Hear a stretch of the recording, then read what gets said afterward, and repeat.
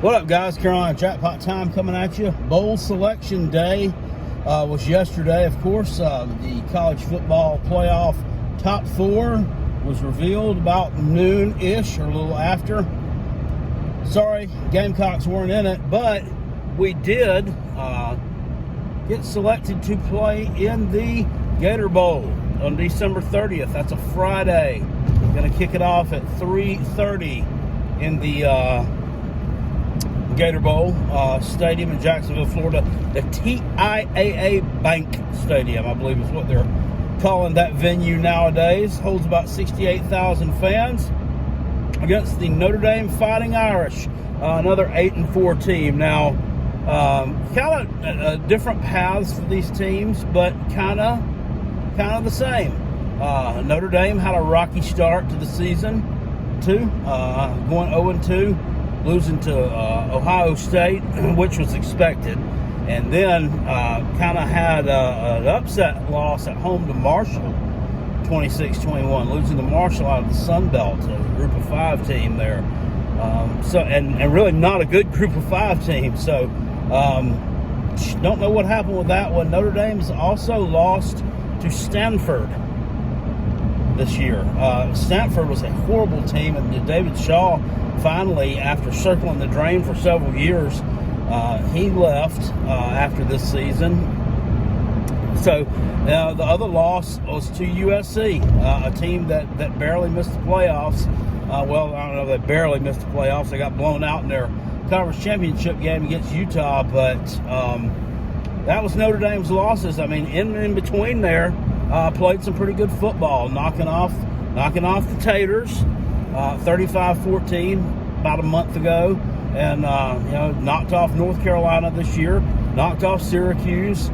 So had a scare against Navy. What do I expect from this game? I don't know, to be honest with you. I don't know. Notre Dame's quarterback, I believe his name is Drew Pine. He hit the transfer portal. He's announced he's going to the transfer portal yesterday. So, and I don't know that. Another quarterback that started the season with, so I don't know if Drew Pine was the original starter. I don't know if the other guy was the original starter and Drew Pine was hurt. I don't know. I didn't study Notre Dame football that closely going into the season. But he was the starting quarterback. He was the one that hit the transfer portal. If you'll remember him, he was the kid who was playing poorly in the game against Cal back about the end of September, 1st of October.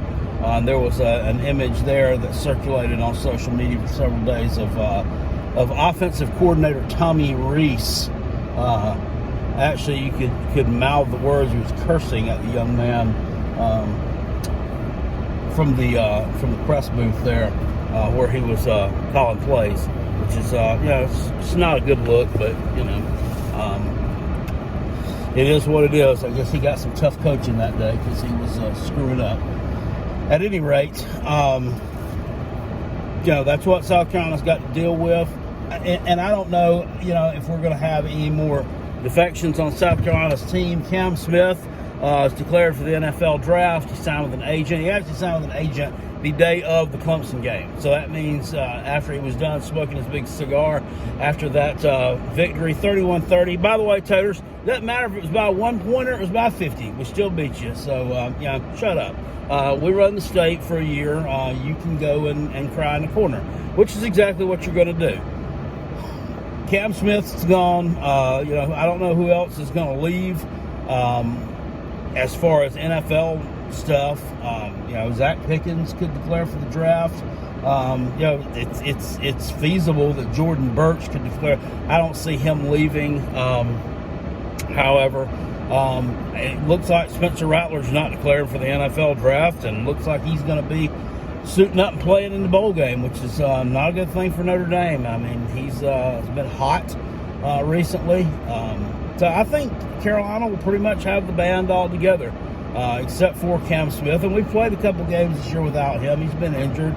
So we'll be fine. Notre Dame runs the football pretty well. So that's a concern.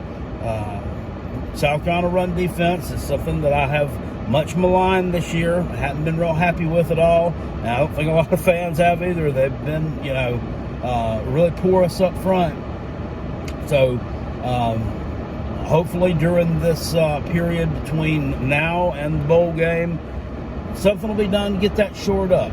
Who's going to be calling plays in the game? We don't know. There's a lot of guys on that staff who have called plays.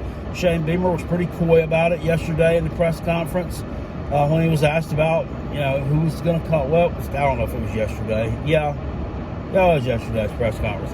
My bad. They had a press conference at like 5 o'clock yesterday. He was pretty coy about who would call plays, and they asked if the head coach was above calling plays in this game, and he said only if he needed to. So I think that might have answered your question there. He may be calling plays. I think Justin Stepp could probably call plays. I think Freddie Kitchens could probably call plays. Let's just be brutally honest here. I think we all know that Marcus Satterfield is not the person calling the plays the last 2 games of the season. And there are a lot of folks around Gamecock Nation that are like, just stop it. Sat was calling the plays. Stop trying to stir up drama. Nobody's trying to stir up drama.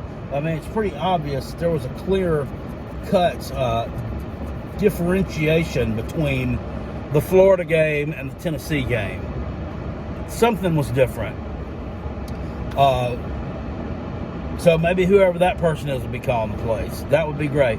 If you want to look back at it, to be honest with you, around about the time that Scott Frost was fired from Nebraska on September the 11th, and so they had time to kind of search around and find out who they wanted as their guy. Matt Rule had been let go from the Panthers, I think, maybe a couple of weeks later. So there was a little period of gestation right there. And then you fast forward, the Florida game was like on November 4th, no, 6th, I think, where the horrible performance there was delivered. And then the Tennessee game was like on the 13th. My dates may be off a little bit. The Clemson game was the 26th. Tennessee was the 19th. Florida was the 12th. So around about that time, around that Tennessee time, I think that it was kind of revealed out a little bit later after that Matt Rule had accepted that job in Nebraska. And I think that Matt Rule had accepted that job in Nebraska probably a few weeks prior to that, and I think he had probably already talked to Marcus before that. That's just what I'm thinking. That's Jackpot's conspiracy theory, and the play calling duties were essentially taken away from him, which is a good thing because he really wasn't that good at them. So good luck at Nebraska to you. But South Carolina versus Notre Dame is going to be interesting. If South Carolina can stop the run, they should be fine.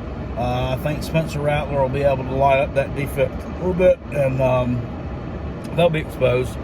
We saw what Caleb Williams did to the Notre Dame defense, and I think they probably suffer much the same fate there from Spencer Rattler. But that's just one man's opinion. South Carolina's obviously more talented than them in the receiver room as well. They got a good tight end, though. Michael Mayer won the whatever the top tight end in the country award is. So he's definitely someone who could be a game changer for the Fighting Irish. As far as Clemson goes, we got our matchup, Taters versus Tennessee, Orange Bowl. Who knows what you're going to get from that one. Tennessee's lost, starting quarterbacks out, but overthrow Joe Milton played pretty well, and 56-0 win over Vanderbilt in the final game of the regular season for them. I mean, nothing to really sniff at, or nothing to laugh at. Because Vanderbilt was coming off 2 wins in a row in SEC play, which I hadn't done in forever. So they were up for that game. Tennessee just absolutely stomped them. I think if Tennessee plays well offensively like they have all year, I think they'll beat Clemson. And that's not just me being a homer, and that's not me being a Clemson hater. They're going to beat Clemson.